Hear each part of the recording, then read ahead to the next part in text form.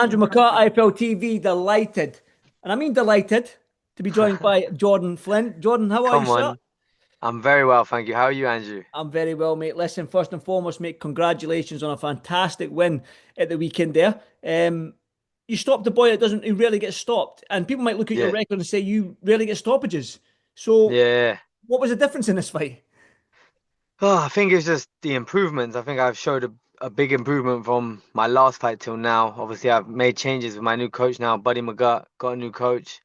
And I think, yeah, just showing little improvements was enough to get the job done, I think, and look a lot better. So, yeah, it's good. Well, you took yourself out to America with Buddy and all that, and you've invested in yourself, so to speak, to try and get to where you want to be in this boxing game. So obviously, you wanted to fight with Buddy McGirt to see what it was like, the two of you gelling when it came to crunch time, as in a Yeah. fight. You've had it now. I'm guessing you want a big fight again. You want to jump back in that ring and get in with someone that can really test you. Yeah, of course. Yeah, of course. I want to be back in the big fights, of course. I think the plan is to get another fight in before the end of the year. Get a quick fight back in again, and then yeah, early next year we'll be definitely in a big fight, looking at our options. Obviously, there's a few names floating about, so we'll see the best options and best way to go and make these fights happen. Before we talk about the names that are floating about, I want to stay on Buddy McGirt a little bit here. Obviously, like I said, you seem like he's really changed the way you approach the game now. And what's the biggest changes that he's made in your sort of style or your game?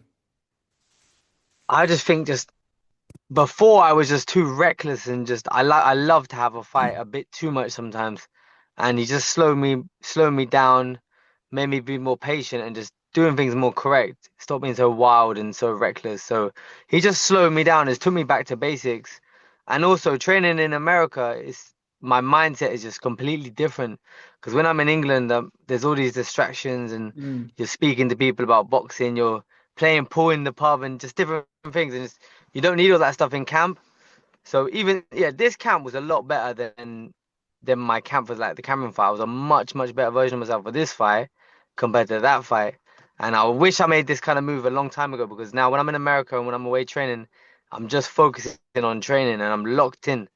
And that's how it has to be. That's how it should Mm. have been a long time ago. Sometimes it takes a little defeat or something to make you open your eyes and make you make some changes and just get things right. And yeah, that's what I think I needed.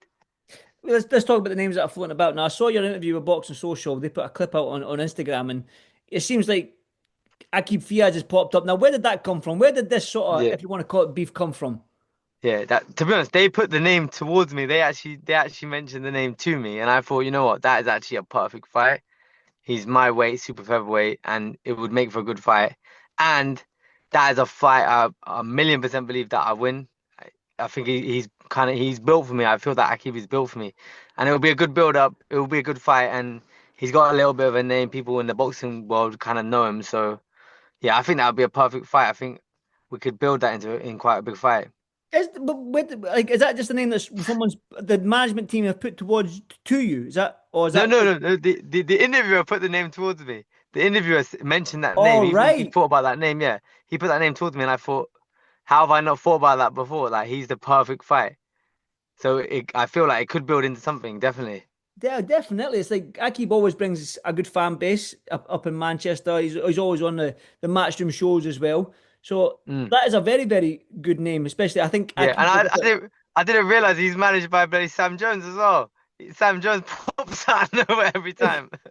Sam Jones is everywhere, man. He's Um, everywhere, man. This guy. what's your relationship? What's your relationship with Sam after the? Nah, Sam's all right, man. Me and him do get on. He's always on the opposite side, but we get on. We always have a laugh. He's all right, man. Is it Sam got any other fighters that you want to smash other than Cameron and Vuong? I suppose you want that rematch. Yeah, I want to get him again. Cameron, bro, you're getting it again as well. But who else is there? I think that's it. It's just Cameron and bloody Akib. Akib. They're like the same little camp, same management, same everything. So it's just I think it's just them two guys. But obviously, other than that, other than them names, obviously you want to get in the mix. And the super featherweight division domestically is pretty tasty. If you look at it, man, you've got guys like there was Ryan Garner there as well, I believe. Yeah, yeah, He's a very good fighter. That's where you want to get to. You've got yeah, obviously the guys like Lee Wood and Warrington and all that, but they're up there. They're probably wanting one more fight before they maybe, if you want to call it retirement. But it yeah. seems like if them guys do retire, there's a little gap there for somebody to step in and take over. No, yeah, So definitely. I think for me now, I know I've only just had one fight with Buddy, so it's not like I'm just saying, oh, I need a world title fight now. But let's get a few fights in, maybe one more fight before the end of the year. Someone like Akib, the start of next year, and then start building into these bigger kind of fights. Ryan Garners and these kind of people. I think that's the perfect kind of pace to be going at. And yeah, keep on pushing like that. I think that's perfect.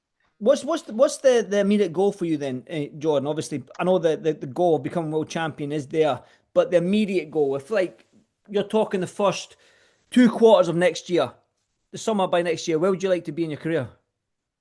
I need to be I need to have some sort of titles under my belt, at least one title under my Mm. belt and be up there on the British kind of scene. I need to be up there. So yeah, for me now it's just about activity.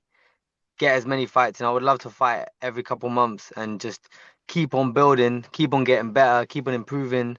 I think people see the improvements in such a short space of time. I was only in America for 4.5 weeks and I can see and feel myself a complete different fighter from then to my last fight. So yeah, it's just about keep on improving and building one step at a time, but being active, man. That's it. That right now it's just staying active, getting as many fights under your Yeah, belt, climbing them rankings, and then getting that yeah, title yeah. shot by the summer next year. Exactly. Exactly. Building the experience, getting the rounds in, getting the fights in and just activity and then that all just puts in a good place then for these bigger fights. Again, it's like I said when I saw the little clip in that, I thought there was some sort of mad beef between you and Aqib Fiaz, but it seems like it was Matt Lenahan stirring some shit up. It might have been. Yeah, because they asked me about him and then they cut that bit and just it looked like I kind of called him out, but I didn't even think of his name. I can't lie, Yeah. but I do agree though it would make for a good fight and it's a fight that 100 million% believe that I win. So I think yeah that is a perfect fight for me. When you back out to America, then my buddy. I'm going to Dubai today for a week on holiday, just having a little chill for a week, and then when I get back, I'll be flying back out to Florida. I need to get that arranged. So yeah, ASAP, man. I need to get back into camp, get working, and just continue to get better and just spend as much time as I can with my coach, man, and just keep on improving. Well, I hope you're taking your running trainers and your gloves to Dubai. They're coming with me. I need to go and finish packing now. I'm leaving in an hour. Oh Need to go yeah. and get my yeah, exactly. I'm going back to the airport yeah soon. So yeah, I need to get my stuff ready. But yeah, running shoes are coming. Everything's coming with me. Listen, perfect. Listen, John, enjoy your holiday, mate, and keep climbing them rankings, keep getting them fights, and keep putting on performances that you did at the weekend there. And I'm sure you'll get to where you want to be by next summer and get the Thank you, titles under your Andrew. belt. But Jordan, as always, a pleasure to speak to you, my friend, and I'll catch you on the next one. Enjoy I Dubai. appreciate it. No, thank you, man. Appreciate it. Appreciate it, brother. Thanks, Thanks very Andrew. much, Jordan. Cheers, bro.